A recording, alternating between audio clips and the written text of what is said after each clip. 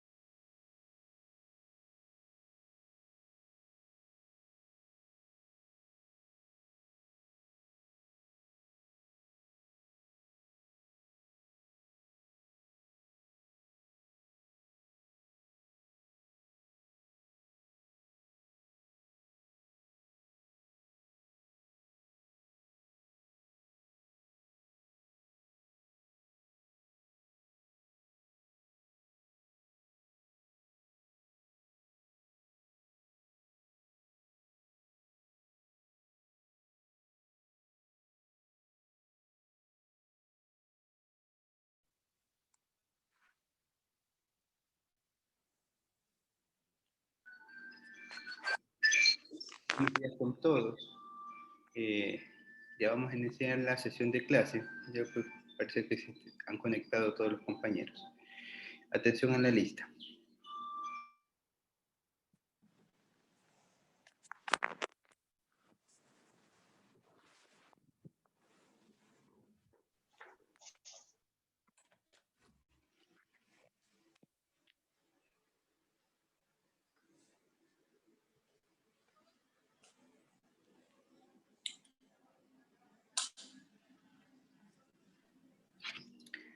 Isaías Andrade. Presente, profesor. Buenos días.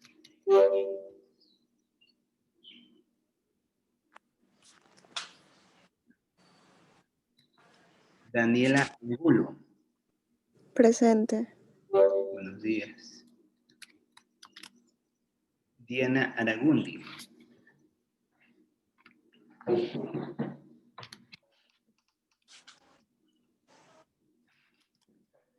Evelyn Arias. Presente. Buenos días.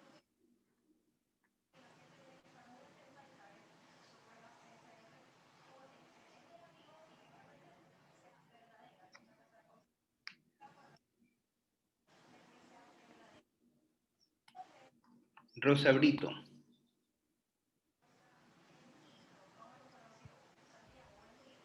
Profe, la compañera no se va a poder conectar porque falleció un familiar de ella. Lo voy a poner lo voy a sombrear para saber que. Me imagino que no se debe conectar toda la semana.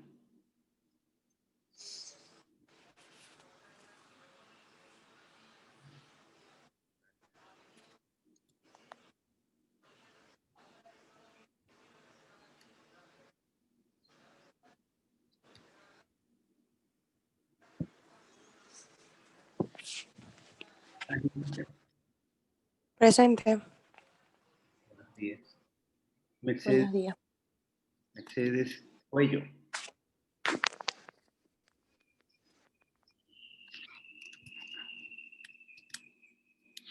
Evelyn Cuadro. Presente. Buenos días, profesor. Buenos días. Mevi Guaranda. Presente. Buenos días. Lilibet Leighton.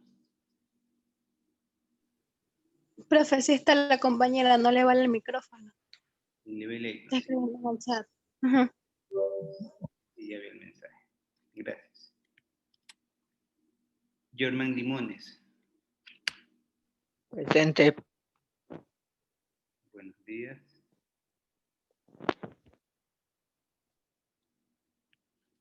Hilter Loor. Presente. Buenos días. Daisy Medina. Presente. Buenos días. Cristi Mendoza. Presente. Dara Muñoz. Presente. Buenos días. María Naula.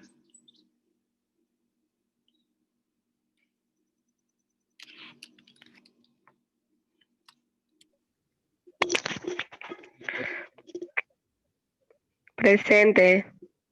Díaz. Heidi Ortega. Presente. Díaz. Danix Ortiz.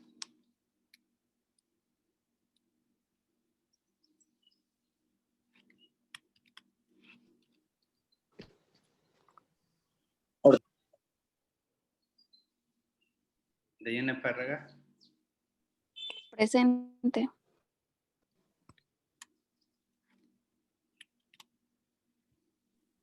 Alexa Profesor Dani presente.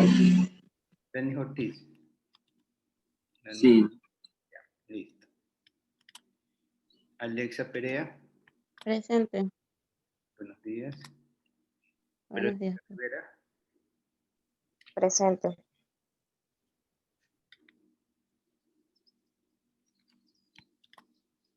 María Rubio. Me contestó, me escribió en el chat.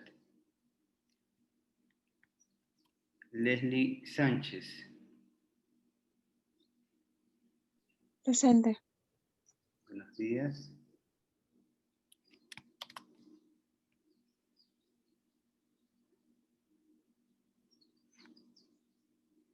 Keila Sánchez. Presente.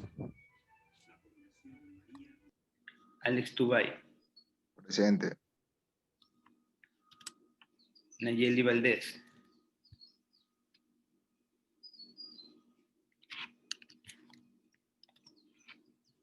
Génesis Yunda.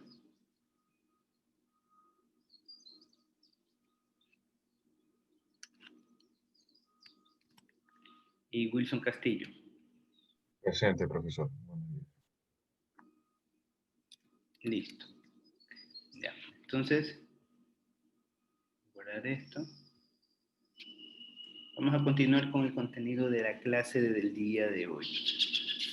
Ya habíamos nosotros visto la semana pasada lo que eran la crisis de balanzas de pagos y el enfoque monetario de la balanza de pagos. Ya hemos estudiado lo que es la balanza de pagos, cómo se la analiza, cómo se la interpreta. Habíamos mencionado inclusive los rubros que intervienen, el efecto que tiene en la economía. Todos estos rubros ya los habíamos mencionado. Hoy día vamos a ver lo que es el impuesto inflacionario en la pantalla y lo que es el señoriaje.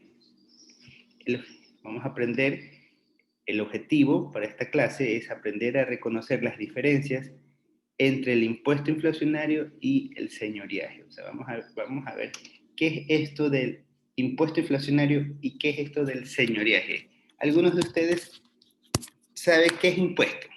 ¿Cuál es la definición de impuesto? ¿Quién de ustedes me puede dar una definición de impuesto? ¿Quién de ustedes me puede dar una definición de impuestos? ¿Qué entienden por impuestos? ¿Qué es impuesto?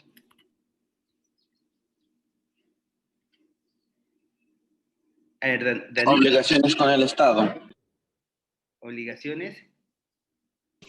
Con el Estado. Ya son obligaciones con el Estado. Sí, es una obligación con el Estado. Profesor, ¿se puede decir que son tributos también? Sinónimos son, es un sinónimo. Perfecto, sí, muy bien. ¿Qué otra definición me pueden dar? Profe, se puede decir que es una tasa de recaudación de fondos para el Estado también. Una tasa de recaudación, no. Impuesto no es lo mismo que tasa. ¿Sí? O sea, ambos tienen el fin de recaudar, pero hay una diferencia. ¿Cuál es esa diferencia? Esto es importantísimo que ustedes, como economistas, deben de tenerlo muy, muy, muy, muy claro. Porque no es lo mismo decir tasa que decir impuesto, ¿no? Y no es lo mismo decir tasa de interés que tasa tributaria. Entonces, impuesto no es nada más que el rubro que cobra el Estado por ser Estado, por su facultad de imperio. Esto viene de la época romana. donde en la época en que los romanos, ellos habían conformado el gran imperio romano. Y por su facultad de ser imperio, a sus habitantes les imponían un valor a pagar. Por eso se llama impuesto, porque es impuesto, es puesto por su facultad de imperio. Ahí viene imperium, el término se deriva, el término impuesto se deriva del término imperium, y que imperio es un valor puesto, ¿no? Y cuando hablamos inflacionario, nos estamos refiriendo a la inflación. ¿Y qué es la inflación? Y a estas alturas ustedes deben de saber, tener bien claro qué es el concepto de inflación. ¿Quién me puede decir qué es la inflación? ¿Qué es la inflación? Con confianza, sin temor a equivocarse. Si se equivocan, El valor de los precios aumenta. el valor de los precios que aumentan, ¿no? O sea, es una definición bien sencilla. ¿Sí? ¿Qué más se podría complementar a esta definición que nos dio Will? Es un desequilibrio que existe entre la producción y la demanda, causada por los precios de los productos y servicios. Sí, se genera por un desequilibrio, sí, está bien, claro. Pero esa es la razón por la cual se genera la inflación. Pero, ¿qué es la inflación? Ya Wilson lo dijo, pero habría que complementar un poquito más. ¿Qué es la inflación? ¿Alguna otra opinión?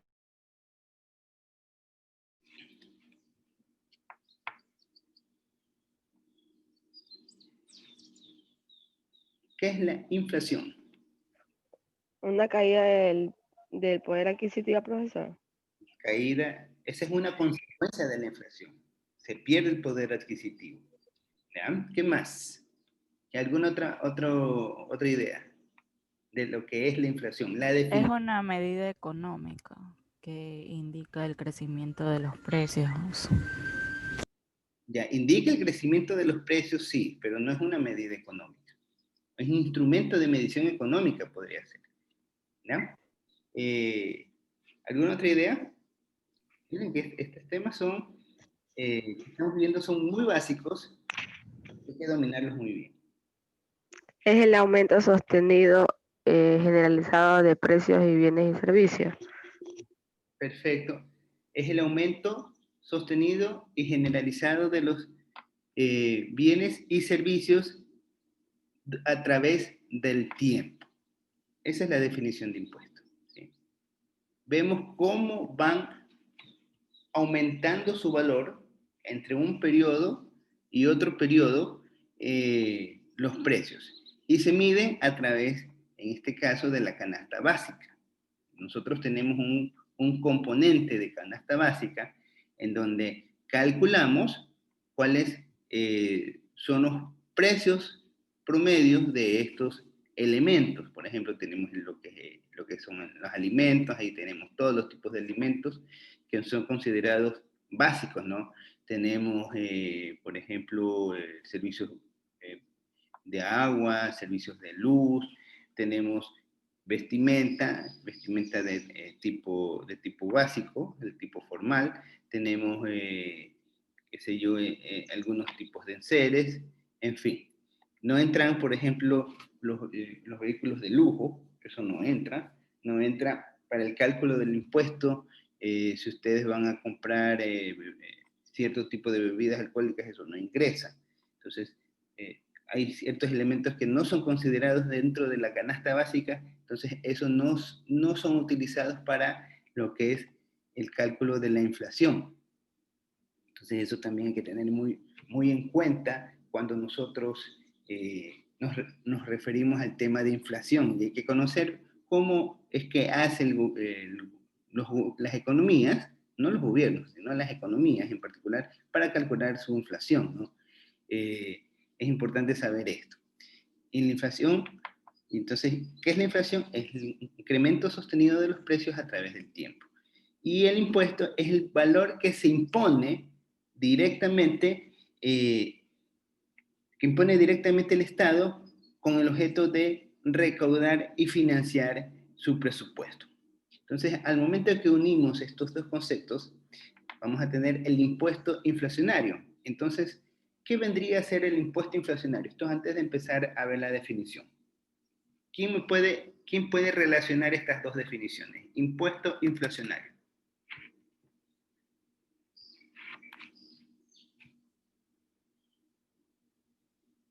¿Quién puede relacionar? A ver, Daisy.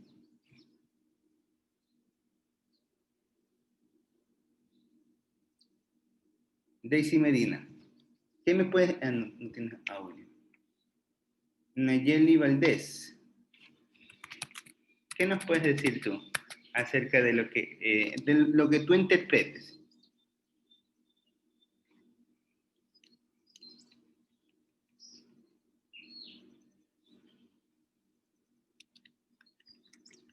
Nada. Señorita Cuadro, ¿qué nos puede decir usted sobre lo que usted interpreta de lo que es el impuesto inflacionario? ¿Qué usted en relación puede sacar de estas dos definiciones? Ya, profe, según lo que usted nos dice, o sea, sería un rubro que va en constante aumento. ¿Ya?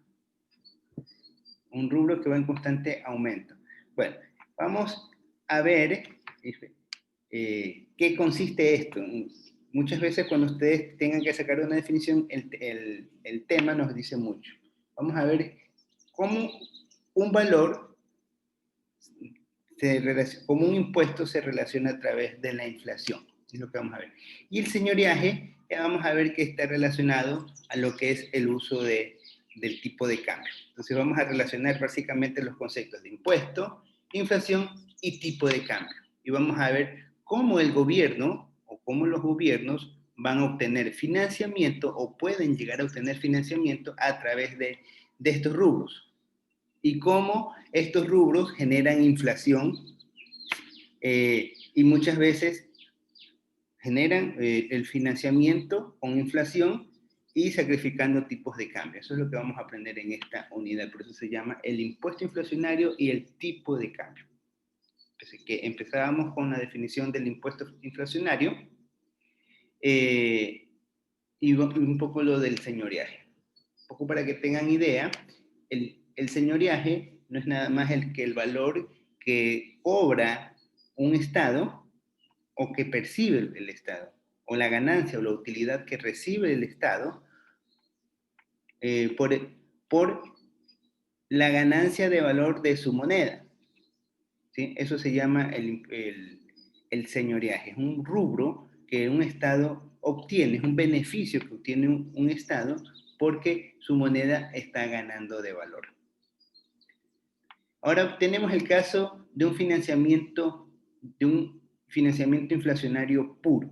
¿Qué significa esto de financiamiento inflacionario puro? De que el Estado ha generado un déficit. Ustedes ya saben que los déficits se generan cuando nosotros tenemos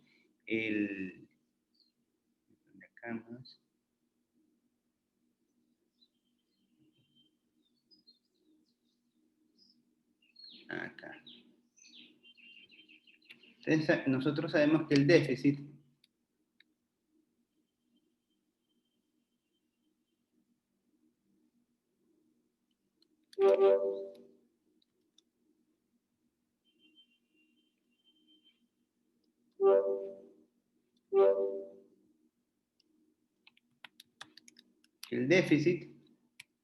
cuando se genera, cuando nosotros en las relaciones de la balanza de pagos más la balanza comercial, la balanza de bienes y servicios, más los saldos de transferencias internacionales,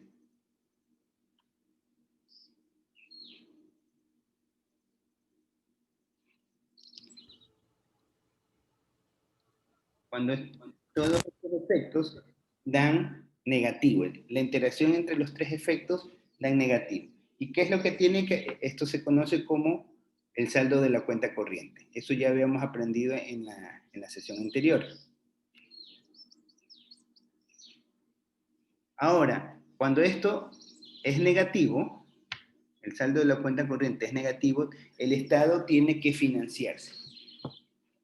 Se financia vía deuda, o muchas veces lo que hace es generar algún tipo de impuesto. Entonces vamos a ver de que, ¿qué es lo que ocurre en las economías? Tenemos el caso del financiamiento inflacionario puro, el déficit se paga imprimiendo dinero. Eso es lo que vamos a ver primero. Entonces, caramba, aquí está aquí. Ya. Aquí. Tenemos nosotros que el Estado posee un déficit de 100 unidades monetarias. Vamos a poner que estas 100 unidades monetarias es un rubro que podemos decir que es un rubro moderado. O sea, no es un rubro que representa una cantidad demasiado alto, ¿no? Entonces, este es vamos a decir que es un rubro moderado. Entonces, el Estado, las opciones de financiamiento que tienen, ¿cuáles son? ¿Cuáles eran las opciones de financiamiento? Eso ya los había comentado en la clase anterior. Las opciones de financiamiento.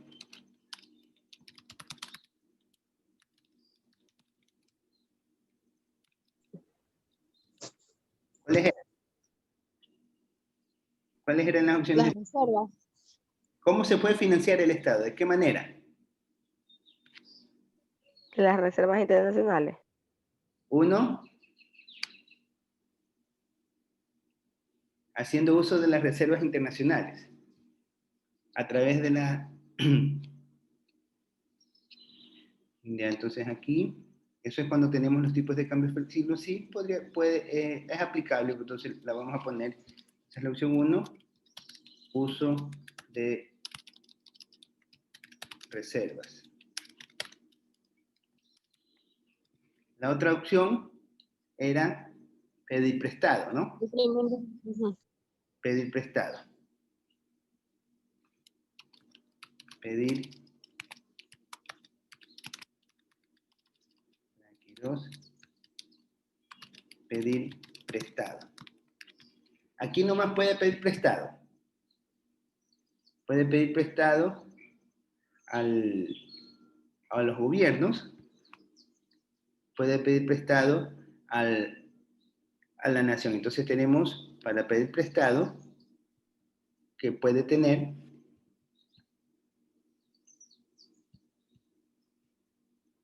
lo que se conoce como deuda externa y deuda interna.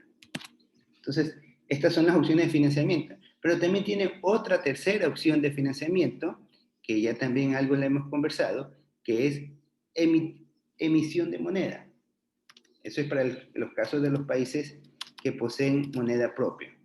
Emisión de moneda. Entonces, estas son las alternativas que poseen los gobiernos para poder financiarse. Vamos a partir del caso en que un gobierno decide financiarse a través de la emisión monetaria. Dice, bueno, partimos del concepto de que este gobierno en particular, en el que estamos tomando de ejemplo, tiene unas cuentas relativamente sanas, no por ser mayores déficits acumulados, y por este momento presenta un déficit. Entonces, ¿qué es lo que hace el gobierno? Decide pagar deuda imprimiendo dinero. Entonces, al momento que imprime dinero, ¿qué es lo que va a hacer? Va a generar su maquinita mágica. Con la maquinita mágica lo que va a generar es papel moneda equivalente por el valor de 100. Entonces, estos 100 van a ingresar al mercado. ¿Qué es lo que va a hacer el gobierno con esos 100? Va a pagar sus obligaciones, va a pagar sueldos y salarios, va a pagar lo que son obligaciones vencidas, en fin, todos los valores que tengan o que estén relacionados a la necesidad de cubrir saldos pendientes. Y esto lo que va a hacer es aumentar la masa monetaria. Entonces vamos a tener que en la economía van a empezar a haber mayor cantidad de papel moneda. Entonces, esta cantidad de papel moneda va a entrar a manos de las personas que van a empezar a consumir y de alguna manera esto va a perseguir la misma cantidad de productos que ya existe y esto lo que va a ocasionar es que se genere un incremento en... Esto lo que va a ocasionar es que se genere un incremento en el precio. Y este incremento en el precio va a ser equivalente al monto de la deuda, del déficit. Es decir, que nosotros vamos a tener que nosotros,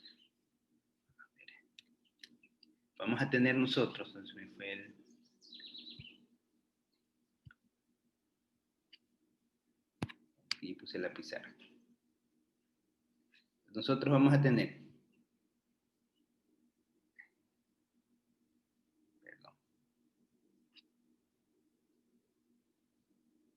borré lo otro, bueno, no, un lapsus bruto, era anotar, puse pizarra. Ya nosotros vamos a tener que el déficit de 100,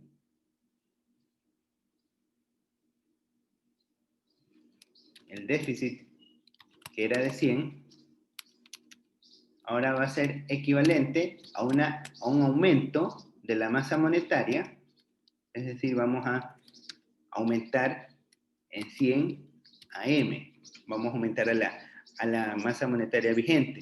Entonces, este incremento de la masa monetaria, lo único que va a ocasionar es que existan mayores recursos que estén detrás de los mismos bienes. Entonces vamos a tener que los precios actuales van a incrementar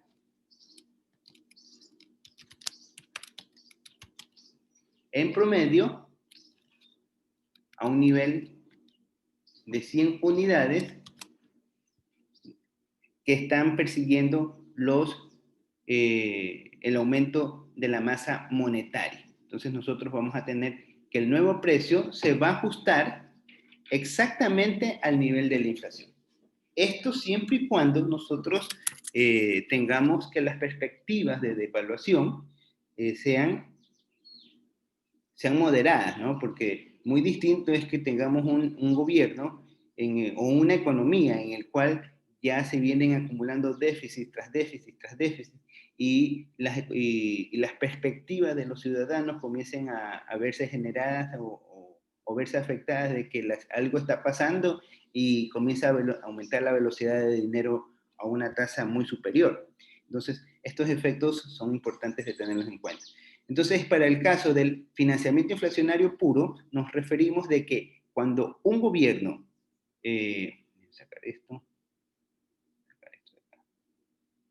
cuando un gobierno tiene un déficit, se financia a través de la emisión de dinero y esta emisión de dinero equivale a un aumento de los precios.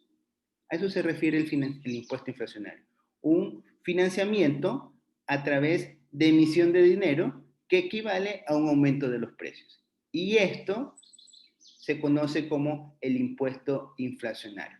¿Sí? Se pueden anotar si gustan esa definición de lo que es el impuesto inflacionario. El impuesto inflacionario no es nada más que el incremento de los precios derivado de un aumento en la emisión de dinero para cubrir un déficit. Eso es el impuesto inflacionario. Ahora vamos a ver el concepto del señoriaje. Cuando un gobierno puede obtener un flujo de recursos reales, es decir, emisión de dinero, teníamos que nosotros vamos a tener que racionar el aumento de la masa monetaria, es decir, toda esta cantidad de dinero que está ingresando a la economía, se va a dividir para cada uno de los distintos precios que se encuentran en el gobierno, ¿no? Entonces aquí lo único que estoy haciendo es, esta ecuación de acá la estoy despejando. El déficit va a ser igual a la masa monetaria dividido para el precio, porque está multiplicando. Aquí lo único que estoy es saliendo a partir del impuesto inflacionario. Ya sabemos que el impuesto inflacionario no es nada más que el rubro que se obtiene por el aumento de la cantidad de dinero que va a generar un aumento en los precios. Entonces, a partir de esta definición, despejo el déficit, ¿sí? Y voy a tener que la masa monetaria sobre el nivel de precios que está en la economía. Esto me va a identificar lo que es un señoriaje, que eso está más vinculado a lo que son los tipos de cambio, porque recuerden que cuando uno posee un tipo de cambio, uno decide, o los gobiernos deciden cuánto voy a obtener de mi moneda por otra moneda para obtener un bien en particular. Entonces, si mi moneda tiene una apreciación, una relación fuerte de valor, entonces lo más seguro es que vamos a tener una cierta ventaja. Entonces, bajo esta definición, nosotros vamos a poner acá variación de M, variación de la masa monetaria sobre el precio, lo voy a multiplicar para la masa monetaria, un poco para que esta relación la identifiquen con más claridad. Voy a poner de nuevo acá en el... Acá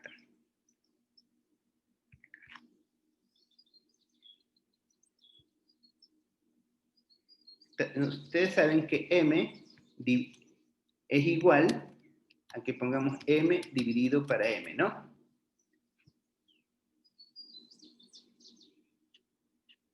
M dividido para M, ¿a qué es igual?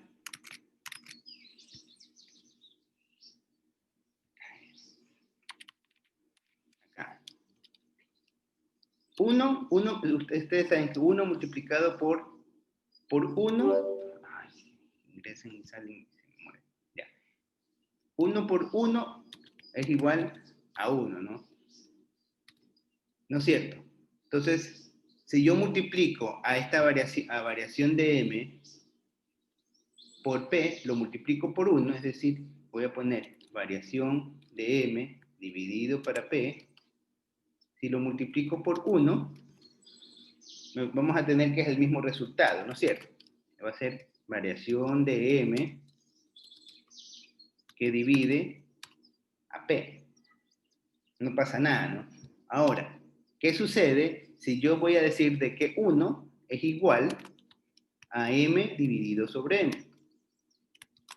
Sabemos que 1 dividido sobre M es igual a 1.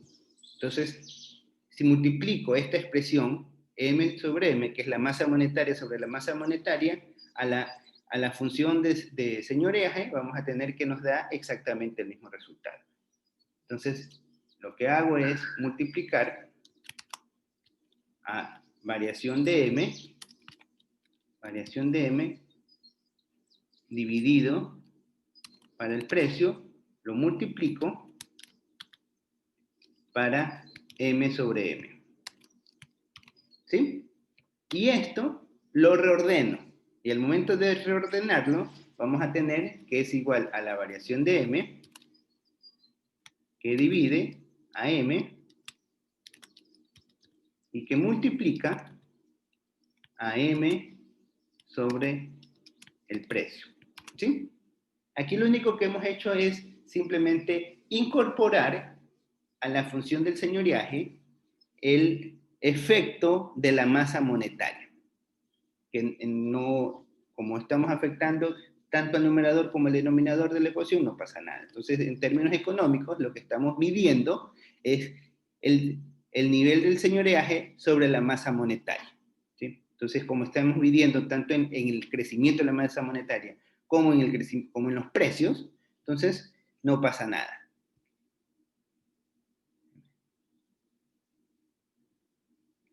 Esta expresión afirma que el señoreaje es igual a la tasa de crecimiento monetario.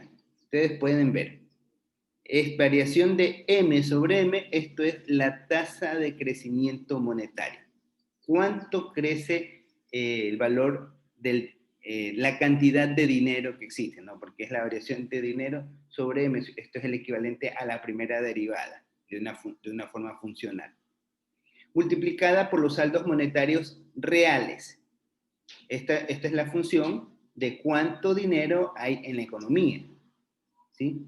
Entonces, por eso se llaman saldos monetarios reales, que es decir, lo que con la cantidad de dinero que yo poseo en este momento en la economía, puedo adquirir. Por eso se divide para el nivel de precios, que es el potencial de compra que tiene o que se registra en la economía. ¿Sí? Voy a borrar esto. Vamos a ver que le borré hace un momento. Le puse pizarra. Ahí. Y regresé. Ya. Entonces, bajo estas definiciones que estamos viendo, podemos argumentar lo siguiente. Si la velocidad de dinero y la producción es constante, ¿por qué nosotros argumentamos que la velocidad del dinero es constante? Porque se mantiene el criterio de que no existen reacciones por medio de los ciudadanos por el nivel del déficit. Es más o menos como decir de que el déficit pasa desapercibido por la población. O sea, hay un déficit, pero no se genera tanta alarma, como saben a ver en los medios, de que dicen un déficit de 1.500 millones, un déficit, y andan asustados que no saben qué hacer. Entonces, es simplemente, el déficit pasa casi desapercibido. Sí es un problema, pero no es un problema mayor. Entonces, eso hace que no haya una reacción entre la ciudadanía que haga que se precipite la adquisición de papel moneda extranjera. Ante esto, el nivel de los precios, el nivel de la producción se mantiene invariable, es decir, no ha habido un efecto positivo, algún tipo de shock que afecte en los niveles de producción, se mantiene fijo, tanto la velocidad de dinero como el nivel de producción. Y también partimos de que nos encontramos en una economía que maneja un tipo de cambio flotante. Ya sabemos que cuando existe un tipo de cambio flotante, los precios se van ajustando casi que automáticamente cuando hay mayor cantidad de dinero. Entonces, como ya sabemos que hay una emisión de dinero, va a haber más recursos en la economía y esto se va a ver generado, eso es lo que nosotros ya habíamos estudiado en clases anteriores, en un tipo de cambio flotante, el resultado que va a generarse es que los precios se van a incrementar. Entonces, son fijos. La tasa de inflación es la misma que la tasa de crecimiento de la oferta monetaria. Ya. Esto significa que como tenemos un tipo de cambio flotante, la cantidad de dinero que está ingresando en la economía, en este caso pusimos el ejemplo, está ingresando un rubro de 100, entonces estos, como son fijos, la velocidad del dinero y el nivel de producción, voy a poner, bueno, ese acaba, la velocidad del dinero y el nivel de producción son fijos, vamos a tener que la tasa de inflación